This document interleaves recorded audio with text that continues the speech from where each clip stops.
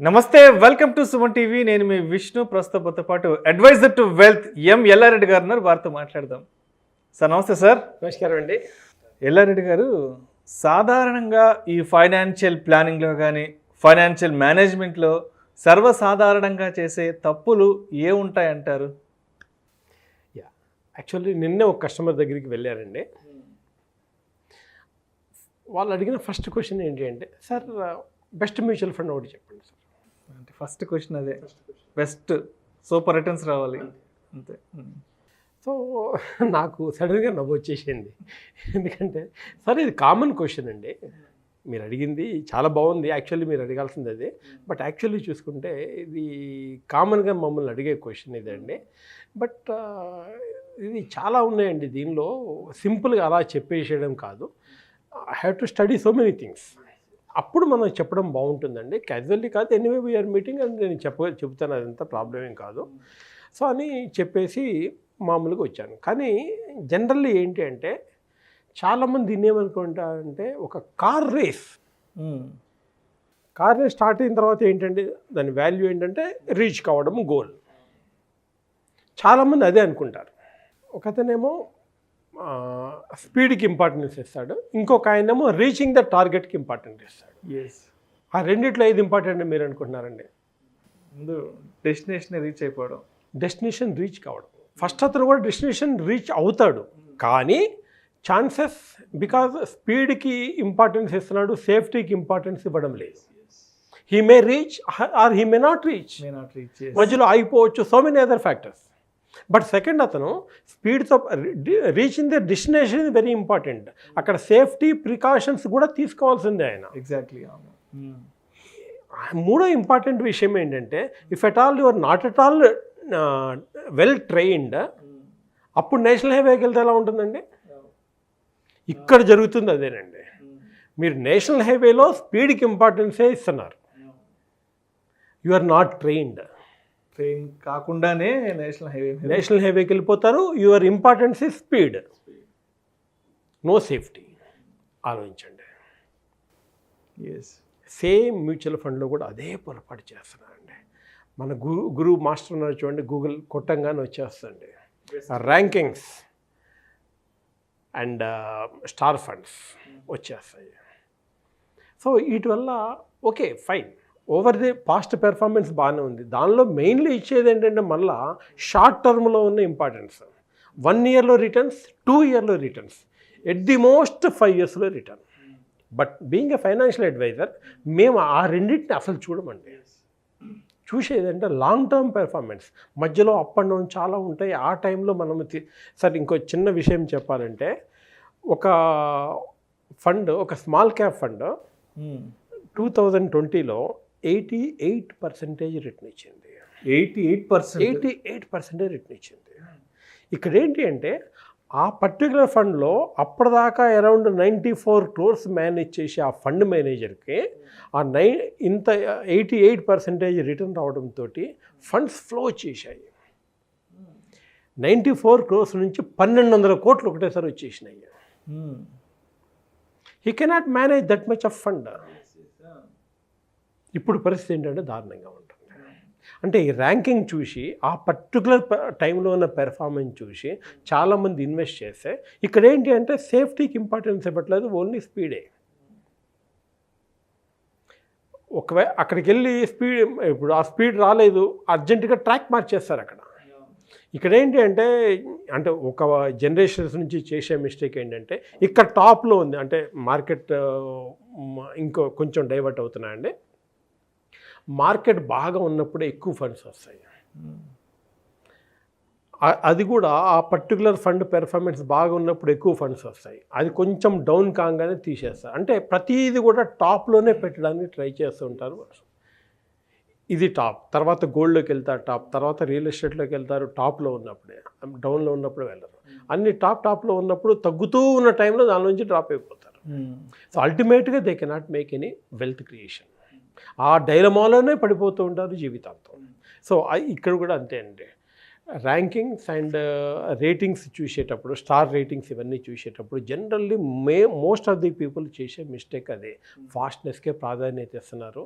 అంతే తప్ప safety long టర్మ్లో ఎలా ఉంటుంది అంటే, ఒక లార్జ్ క్యాప్ ఫండే ఉందనుకోండి, జనరల్లీ ఏం చేస్తారు అంటే ఆ లార్జ్ క్యాప్ ఫండ్లో చాలా ఎక్కువ మంచి పెర్ఫార్మెన్స్ ఉన్న చూడండి. జనరల్లీ ఏం చేస్తారంటే ఆ పర్టికులర్ 100 ఫండ్స్ ఉన్నాయి, 100 పర్టికులర్ కేటగిరీలో ఉన్నాయనుకోండి, సో దానిలో ఉన్న బెస్ట్ 25 చూసుకోవాలి.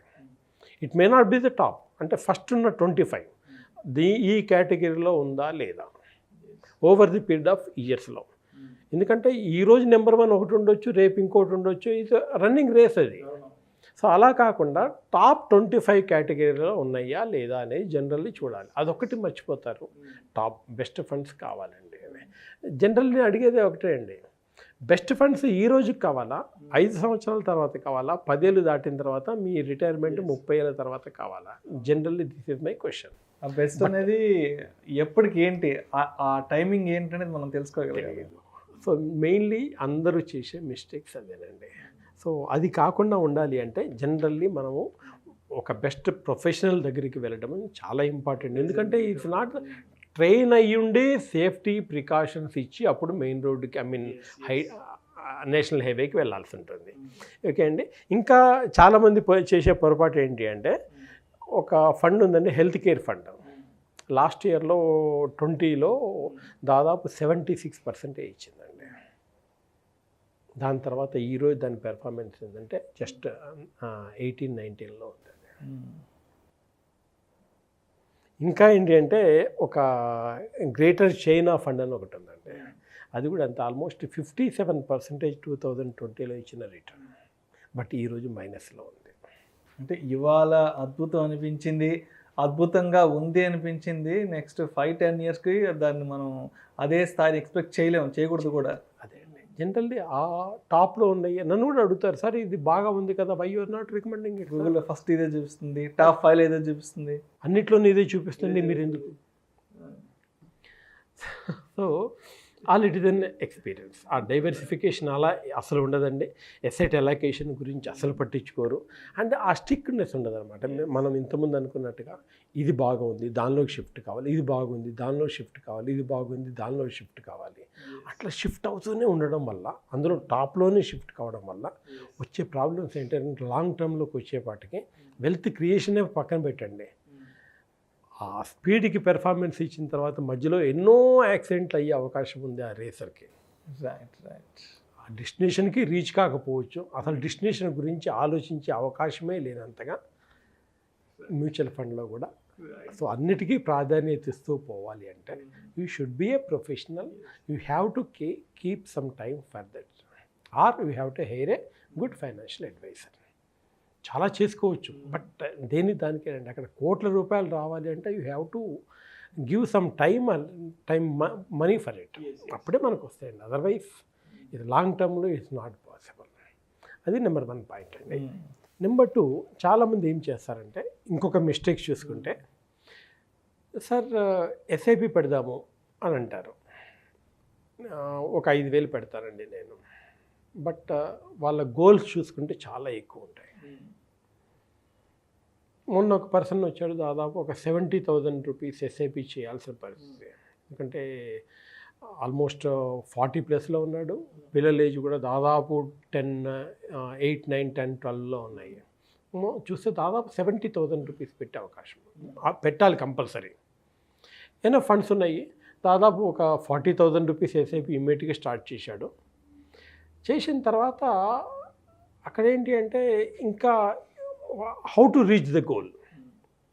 అక్కడ ఏంటంటే, నేను చెప్పిన సలహా ఏంటంటే, ఈచ్ అండ్ ఎవ్రీ డే మీకు అవకాశం ఉన్నప్పుడు ఒక 5 నిమిషాలు టైం తీసుకోండి. 100 రూపాయలు, 1000 రూపాయలు అలా అవకాశం ఉన్నప్పుడల్లా దానిలో పెడుతూ ఉండండి.